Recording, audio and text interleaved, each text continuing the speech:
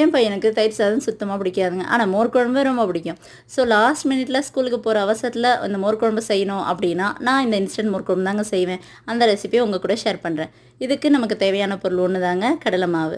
So தயிர் எடுத்துக்கலாம், அது கூட கொஞ்சம் கடலை மாவு சேர்த்துக்கலாம் கெட்டி கொடுக்கறதுக்காக. ஏன்னா இந்த இடத்துல நம்ம தேங்காய் அரைச்சி ஊற்றவே போகிறதில்லங்க, இன்ஸ்டன்ட் பாருங்கள், அதனால தான். ஸோ இதுக்கு கலருக்கு கொஞ்சோண்டு மஞ்சத்தூளும் உப்பு டேஸ்ட்டுக்கு ஏற்ற மாதிரி சேர்த்துக்கிட்டு தண்ணி தேவையான அளவு சேர்த்து கலந்துட்டோன்னு வைங்க, முடிஞ்சிச்சுங்க. காய் எதுவுமே செய்து இதில் வேக வச்சு போடணுன்ற அவசியம் இல்லை, தேங்காய் அரைச்சி ஊற்றணுன்ற அவசியம் இல்லை.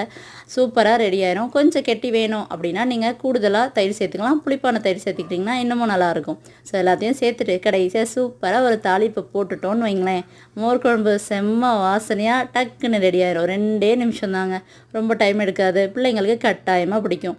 உங்களுக்கு இது வேணும், சூடாக வேணும் அப்படின்னா லைட்டாக கொதி விட்டு எடுத்து சாதத்தில் சூடாக ஊற்றி சாப்பிட்டு பாருங்கள், அப்புறம் சொல்லுங்கள்.